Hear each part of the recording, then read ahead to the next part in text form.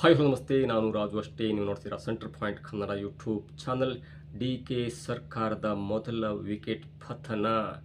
ರಾಮಲಿಂಗಾರೆಡ್ಡಿ ತಮ್ಮ ಸಚಿವ ಸ್ಥಾನಕ್ಕೆ ರಾಜೀನಾಮೆಯನ್ನು ಕೊಟ್ಟಿದ್ದಾರೆ. ಈ ಮುಖಾಂತರ ಅಂದುಕೊಂಡದ್ದನ್ನು ಸಾಧಿಸೇ ಬಿಟ್ರ ಸಿದ್ದರಾಮಯ್ಯ. ಅಂದರೆ ಡಿ.ಕೆ ಶಿವಕುಮಾರ್ ವಿರುದ್ಧ ಅಂದುಕೊಂಡದ್ದನ್ನು ಸಾಧಿಸೇ ಬಿಟ್ರ ಸಿದ್ದರಾಮಯ್ಯ.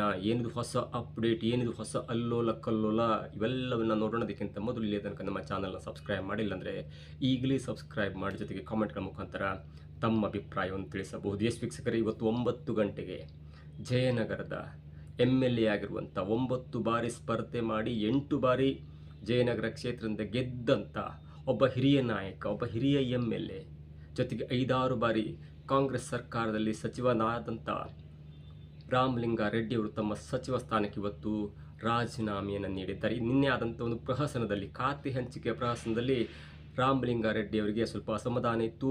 ಈ ಹಿಂದೆ ಕೊಟ್ಟ ಮಾತಿನಂತೆ 2023ರಲ್ಲಿ ಸರ್ಕಾರ ಬಂದಾಗ, ಸಿದ್ದರಾಮಯ್ಯನವರು CM ಆದಾಗ ಅವರಿಗೊಂದು ಮಾತು ಕೊಡಲಾಯಿತು. ಅಂದರೆ 2025 ಅಂದರೆ 2023ಕ್ಕೆ ಸರ್ಕಾರ ಬರುತ್ತೆ. ಮೊದಲ 2.5 ವರ್ಷದ ಅವಧಿ ನಂತರ ಮುಂದಿನ 2.5 ವರ್ಷದ ಅವಧಿಗೆ ಬೆಂಗಳೂರು ನಗರಾಭಿವೃದ್ಧಿ ಸಚಿವ ಸ್ಥಾನವನ್ನು ಕೊಡುವಂಥ ಒಂದು ಭರವಸೆಯನ್ನು ಡಿ.ಕೆ ಶಿವಕುಮಾರ್ ಕೂಡ ಕೊಟ್ಟಿದ್ದರು ಎನ್ನುವಂಥ ಮಾತು ಇದೀಗ ಸ್ವತಃ ರಾಮಲಿಂಗಾರೆಡ್ಡಿ ಅವರು ಮಾಧ್ಯಮಕ್ಕೆ ಸ್ಪಷ್ಟ ಸಂದೇಶವನ್ನು ಕೊಟ್ಟಿದ್ದಾರೆ.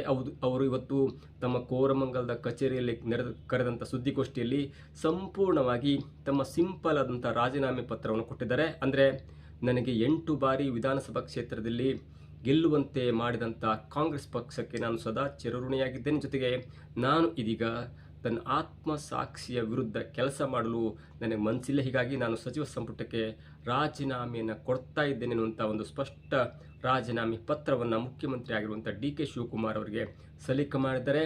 ನಿನ್ನೆ ಮನವೊಲಿಸುವಂಥ ಕಾರ್ಯ ದೊಡ್ಡದಾಗಿತ್ತು. ಯಾಕಂದರೆ 2023ರಲ್ಲಿ ಕಾಂಗ್ರೆಸ್ ಸರ್ಕಾರ ಬಂದಾಗ, ಸಿದ್ದರಾಮಯ್ಯನವರು ಮುಖ್ಯಮಂತ್ರಿ ಆದಾಗ, ಅದೇ ಡಿ.ಕೆ ಶಿವಕುಮಾರ್ ಅವರು ರಾಜೀನಾಮೆ ಅಂದರೆ ರಾಮಲಿಂಗಾರೆಡ್ಡಿ ಅವರಿಗೆ 2025ರ ವೇಳೆಗೆ ನನ್ನ ಸರ್ಕಾರ ಬಂದಾಗ, ನಾನು CM ಆದಾಗ ನನ್ನಲ್ಲಿರುವಂಥ ಬೆಂಗಳೂರು ನಗರಾಭಿವೃದ್ಧಿ ಸಚಿವ ಸ್ಥಾನವನ್ನು ನಿಮಗೆ ಕೊಡ್ತೇನೆ ಅನ್ನುವಂಥ ಭರವಸೆಯನ್ನು ಕೊಟ್ಟಿದ್ದರು. ಹಾಗಾಗಿ ಈಗ ಡಿ.ಕೆ ಶಿವಕುಮಾರ್ ಅವರು ಮುಖ್ಯಮಂತ್ರಿ ಆಗಿದ್ದಾರೆ, ಆದರೆ ನನಗೆ ಕೊಟ್ಟಂಥ ಭರವಸೆ ಹಾಗೆ ಉಳಿದಿದೆ. ನಾನು ಎಲ್ಲ ಖಾತೆಯನ್ನು ನಿಭಾಯಿಸ್ತೇನೆ, ಆದರೆ ನನಗೆ ಬೆಂಗಳೂರು ನಗರಾಭಿವೃದ್ಧಿ ಖಾತೆಯನ್ನು ಕೊಡಲಿಲ್ಲ. ಈ ಹಿಂದೆ SM ಕೃಷ್ಣ ಅವಧಿಯಲ್ಲಿ 1 ವರ್ಷಗಳ ಅವಧಿ ಕಾಲ ಮಾತ್ರ ನನಗೆ ಬೆಂಗಳೂರು ನಗರಾಭಿವೃದ್ಧಿ ಖಾತೆಯನ್ನು ಕೊಟ್ಟಿದ್ರು ಅನ್ನುವಂಥ ಒಂದು ಸ್ಫೋಟಕ ಮಾಹಿತಿಯನ್ನು ಹೇಳಿ ಇದೀಗ ಎಲ್ಲರಿಗೂ ಧನ್ಯವಾದ, ಸಿದ್ದರಾಮಯ್ಯನವ್ರಿಗೆ ಧನ್ಯವಾದ ಹೇಳಿದ್ದಾರೆ, ಡಿ.ಕೆ ಶಿವಕುಮಾರ್ ಅವರು ಧನ್ಯವಾದ ಹೇಳಿದ್ದಾರೆ, ಮತ್ತು ಕಾಂಗ್ರೆಸ್ ಪಕ್ಷಕ್ಕೂ ಧನ್ಯವಾದವನ್ನು ಹೇಳಿ ಇದೀಗ ತಮ್ಮ ಸಚಿವ ಸಂಪುಟಕ್ಕೆ ಅಥವಾ ಮಂತ್ರಿ ಪದವಿಗೆ ರಾಜೀನಾಮೆಯನ್ನು ಕೊಟ್ಟಿದ್ದಾರೆ. ಮತ್ತೊಂದು ಕಡೆ ಹೇಳೋದಾದರೆ, ರಾಮಲಿಂಗಾರೆಡ್ಡಿ ಅವರಿಗೆ ಇದೀಗ ಒಳ್ಳೆಯ ರೈತರಿಗೆ ಹೆಲ್ಪ್ ಆಗುವಂಥ, ಜನಸಾಮಾನ್ಯರಿಗೆ ಹೆಲ್ಪ್ ಆಗುವಂಥ ಜಲಸಂಪನ್ಮೂಲ ಖಾತೆಯನ್ನು ಕೊಡಲಾಗಿತ್ತು. ಆದರೆ ಅವರಿಗೆ ಅದು ಯಾವ ಕಾರಣಕ್ಕೂ ಕೂಡ ಅದು ಇಷ್ಟ ಆಗಲಿಲ್ಲಂತೆ. ಆ ಒಂದು ಖಾತೆ, ಬೆಂಗಳೂರಿನ ನಗರಾಭಿವೃದ್ಧಿ ಖಾತೆಯನ್ನು ಕೃಷ್ಣ ಬೈರೇಗೌಡ ಅವರಿಗೆ ಕೊಡಲಾಗಿತ್ತು ನಿನ್ನೆ. ಹಾಗಾಗಿ ಕೃಷ್ಣ ಬೈರೇಗೌಡರು ಹೈಕಮಾಂಡ್ ಜೊತೆ ಚೆನ್ನಾಗಿದ್ದಂಥವ್ರು, ಜೊತೆಗೆ ರಾಹುಲ್ ಗಾಂಧಿಗೆ ಆಪ್ತರಾಗಿದ್ದಂಥವ್ರು. ಹಾಗಾಗಿ ಅವರ ಮುಖಾಂತರ ಇದೀಗ ಬೆಂಗಳೂರು ನಗರಾಭಿವೃದ್ಧಿ ಖಾತೆಯನ್ನು ಕೃಷ್ಣ ಬೈರೇಗೌಡ ಅವರಿಗೆ ಕೊಡಲಾಗಿದೆ. ಹೀಗಾಗಿ ಜಲಸಂಪನ್ಮೂಲ ಖಾತೆ ಅಂದರೆ ಡಿ.ಕೆ ಶಿವಕುಮಾರ್ ಅವರ ಹತ್ತಿರ ಇದ್ದಂಥ ಒಂದು ದೊಡ್ಡ ಖಾತೆ, ಆ ಖಾತೆಯನ್ನು ರಾಮಲಿಂಗಾರೆಡ್ಡಿ ಅವರಿಗೆ ಕೊಡಲಾಗಿತ್ತು. ಆದರೆ ಅದು ಯಾಕೋ ಗೊತ್ತಿಲ್ಲ, ತನಗೆ ಕೊಟ್ಟ ಮಾತನ್ನು ನಾಯಕರು ಉಳಿಸಿಕೊಂಡಿಲ್ಲ ಎನ್ನುವಂಥ ಕಾರಣಕ್ಕಾಗಿ, ತನ್ನ ಆತ್ಮಸಾಕ್ಷಿ ವಿರುದ್ಧವಾಗಿ ತಾನು ಕೆಲಸ ಮಾಡಲ್ಲ ಎನ್ನುವಂಥ ಕಾರಣಕ್ಕೆ ಇದೀಗ ರಾಮಲಿಂಗಾರೆಡ್ಡಿ ಅವರು ತಮ್ಮ ಸಚಿವ ಸ್ಥಾನಕ್ಕೆ ರಾಜೀನಾಮೆಯನ್ನು ಸಲ್ಲಿಸ್ತಾರೆ. ಇಷ್ಟಕ್ಕೆ ಇದೀಗ ಡಿ.ಕೆ ಸಂಪುಟದ ಮೊದಲ ವಿಕೆಟ್ ಕೇವಲ 42 ಗಂಟೆಯ ಒಳಗಾಗಿ ಪತನ ಆಗಿದೆ. ಈ ಪತನಕ್ಕೂ ಸಿದ್ದರಾಮಯ್ಯನವರ ಮುನಿಸಿಗೂ ಏನಾದರೂ ಸಂಬಂಧ ಇದೆಯಾ? ಅದು ಕೂಡ ಕಾದು ನೋಡಬೇಕು. ನಿನ್ನೆ ಡಿ.ಕೆ ಶಿವಕುಮಾರ್ ಅವರು ಮಧ್ಯಾಹ್ನ 3 ಗಂಟೆಯ ನಂತರ ಸ್ವತಃ ಸಿದ್ದರಾಮಯ್ಯನವರ ಮನೆಗೆ ಬಂದು ಮಾತನಾಡಿದರು. ಅಂದರೆ ಕಾವೇರಿ ನಿವಾಸಕ್ಕೆ ಬಂದು ಮಾತನಾಡಿದರು. ಹೀಗೀಗೆ ಆಗ್ತಾ ಇದೆ, ರಾಮಲಿಂಗಾರೆಡ್ಡಿ ಅವರು ರಾಜೀನಾಮೆ ಕೊಡುವಂಥ ಮಾತು ಹೇಳ್ತಾ ಇದ್ದಾರೆ. ಅವರಿಗೆ ಬೆಂಗಳೂರು ನಗರಾಭಿವೃದ್ಧಿ ಖಾತೆ ಬೇಕಂತೇನುವಂಥ ಮಾತು ಹೇಳಿದಾಗ ಸಿದ್ದರಾಮಯ್ಯ ಮತ್ತು ಡಿ.ಕೆ ಶಿವಕುಮಾರ್ ಅರ್ಧ ಗಂಟೆಗಳ ಕಾಲ ಒಂದು ಮಾತುಕತೆಯನ್ನು ನಡೆಸಿದರು. ಆ ಮಾತುಕತೆಯಲ್ಲೂ ಕೂಡ ಹೊರಬಂದ ನಂತರ ಕೂಡ ಡಿ.ಕೆ ಶಿವಕುಮಾರ್ ಅವರು ರಾಮಲಿಂಗಾರೆಡ್ಡಿ ಅವರಿಗೆ ಹೇಳಿದ್ದಾರೆ ಎನ್ನುವಂಥ ಮಾತಂದರೆ, ನೀವು ಬೇಕಾದ್ರೆ ರಾಜೀನಾಮೆ ಕೊಡ್ಬೋದು, ಈ ಖಾತೆ ಹಂಚಿಕೆಯಲ್ಲೂ ಕೂಡ ಹೈಕಮಾಂಡ್ ಮಾಡಿದಂಥ ಖಾತೆ, ಹೀಗಾಗಿ ಒಮ್ಮೆ ಕೊಟ್ಟ ಖಾತೆಯನ್ನು ನಾವು ಬದಲಾವಣೆ ಮಾಡಲಿಕ್ಕಾಗಿಲ್ಲ ಎನ್ನುವಂಥ ಕಾರಣಕ್ಕಾಗಿ 4 ಗಂಟೆ ಸುಮಾರಿಗೆ ಸ್ವತಃ ರಾಮಲಿಂಗಾರೆಡ್ಡಿ ಅವರಿಗೆ ಡಿ.ಕೆ ಶಿವಕುಮಾರ್ ಅವರು ತಿಳಿಸಿದ್ದಾರೆ ಎನ್ನುವಂಥ ಮಾತು ನಿನ್ನೆ ಚರ್ಚೆಯಾಗಿತ್ತು. ಸಂಜೆ ವೇಳೆಗೆ 8:40 ವೇಳೆಗೆ ಸರ್ಕಾರದ ಕಾರ್ಯದರ್ಶಿಗಳು ಖಾತೆಯನ್ನು ಕೂಡ ಹಂಚಿಕೆ ಮಾಡಿದರು. ಆಗ ರಾಮಲಿಂಗಾರೆಡ್ಡಿ ಅವರಿಗೆ ಜಲಸಂಪನ್ಮೂಲ ಖಾತೆ ಕೊಡಲಾಗಿತ್ತು. ಇದೀಗ ಅವರು ತಮ್ಮ ಸಚಿವ ಸ್ಥಾನಕ್ಕೆ ರಾಜೀನಾಮೆಯನ್ನು ಕೊಟ್ಟಿದ್ದಾರೆ. ಈ ಹಿಂದೆ ಈ ರಾಜೀನಾಮೆಗೂ ಅಥವಾ ಸಿದ್ದರಾಮಯ್ಯನವರನ್ನು ಮುಂಚೆಗೂ ಏನಾದರೂ ಸಂಬಂಧ ಇದೆಯಾ? ಯಾಕಂದರೆ ನಿನ್ನೆ ಕೂಡ ಸತೀಶ್ ಜಾರಕಿಹೊಳಿ ಅವರು ಒಂದು ಸ್ಟೇಟ್ಮೆಂಟನ್ನು ಕೊಟ್ಟಿದ್ರು. ಭಾರತ್ ಜೋಡೋ ಕಾರ್ಯಕ್ರಮಕ್ಕಾಗಿ ಸರಿಸುಮಾರು 1,000 ಕೋಟಿ ಹಣ ಬೇಕಾಗುತ್ತೆ. ಆ ಹಣವನ್ನು ಎಲ್ಲಿಂದ ತರಲಿಕ್ಕಾಗತ್ತೆ? ಈಗಾಗಲೇ ನಾವು ಫಿಸಿಕಲ್ ಡಿಪಿಸಿಟನ್ನು ಅನುಭವಿಸ್ತಾ ಇದ್ದೀವಿ. ಅಂದರೆ ಸರ್ಕಾರ ಇದೀಗ ಸಾಲದಲ್ಲಿದೆ. ಅಂಥ ಒಂದು ಸಾಲದಲ್ಲಿರುವಾಗ ಮತ್ತೆ 1,000 ಕೋಟಿಯಷ್ಟು ಭಾರತ್ ಜೋಡೋ ಸಂಘಕ್ಕೆ ಹೇಗೆ ಕೊಡ್ಲಿಕ್ಕೆ ಸಾಧ್ಯ? ಇದು ಹೊರೆಯಾಗಲ್ಲ ಅನ್ನುವಂಥ ಒಂದು ಸರ್ಕಾರದ ವಿರುದ್ಧವೇ ತೀಕ್ಷ್ಣವಾದಂಥ ವಾಗ್ದಾಳಿಯನ್ನು ಮಾಡಿದ್ರು.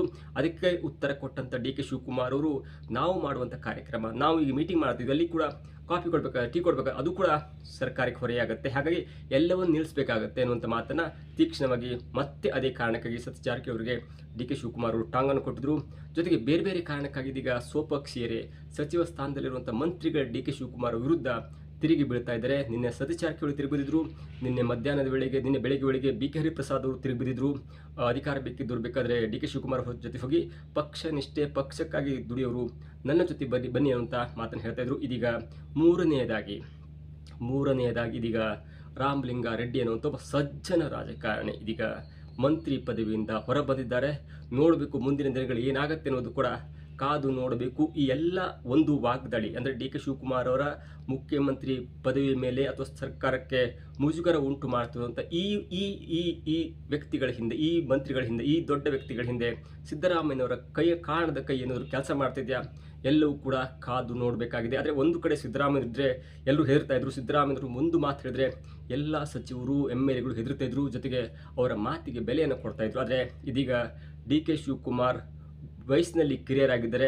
ನಿಮಗೆಲ್ಲರೂ ಕೂಡ ಅವ್ರಿಗಿಂತ ಒಂದು 15-20 ಜನ ವಯಸ್ಸಿನಲ್ಲಿ ದೊಡ್ಡವರಿದ್ದಾರೆ. ಹೀಗಾಗಿ ಡಿ.ಕೆ. ಶಿವಕುಮಾರ್ ಹೇಳಿದಂಥ ಮಾತು ಇದೀಗ ಸದ್ಯದ ಮಟ್ಟಿಗೆ MB ಪಾಟೀಲ್ ಆಗಿರ್ಬೋದು, ಪರಮೇಶ್ವರ್ ಆಗಿರ್ಬೋದು, ಮಹದೇವಪ್ಪ ಆಗಿರ್ಬೋದು, KN ರಾಜಣ್ಣ, ಜೊತೆಗೆ ರಾಮಲಿಂಗಾರೆಡ್ಡಿ, ಹೀಗೆ ಅಥವಾ ಜಾರ್ಜ್ ಆಗಿರ್ಬೋದು, ಇವ್ರು ಯಾರು ಕೂಡ ಡಿ.ಕೆ. ಶಿವಕುಮಾರ್ ಅವರ ಮಾತನ್ನು ಕೇಳುವಂಥ ಪರಿಸ್ಥಿತಿಯಲ್ಲಿಲ್ಲ. ಎಲ್ಲರೂ ಕೂಡ ಸ್ಥಿತಿವಂತರು, ಎಲ್ಲರೂ ಕೂಡ ವಯಸ್ಸಿನ ದೊಡ್ಡಂಥವ್ರು, ಎಲ್ಲರೂ ಕೂಡ ಈಕ್ವಲ್ ಆಗಿ 8-9 ಬಾರಿ ಗೆದ್ದಂಥವ್ರು, ಎಲ್ಲರೂ ಕೂಡ ಹೈಕಮಾಂಡ್ಗೆ ಆಪ್ತರು ಕೂಡ ಆಗಿರೋದ್ರಿಂದ ಡಿ.ಕೆ. ಶಿವಕುಮಾರ್ ಅವರಿಗೆ ಮುಂದಿನ ದಿನಗಳಲ್ಲಿ ಯಾವ ತರಹದಲ್ಲಿ ಸಂಕಷ್ಟ ಆಗುತ್ತೆ ಇವೆಲ್ಲವೂ ಕೂಡ ಕಾದು ನೋಡಬೇಕು. ಆದರೆ ಒಂದು ಹಂತಕ್ಕಿದೀಗ ಡಿ.ಕೆ. ಶಿವಕುಮಾರ್ ಅವರಿಗೆ ಅತ್ಯಂತ ದೊಡ್ಡ ಮುಜುಗರ ಆಗಿದೆ. ಇದಾಗುತ್ತೆ ಇವತ್ತಿನ ವಿಶೇಷ. ನೋಡ್ತಾರೆ centre point Kannada YouTube channel.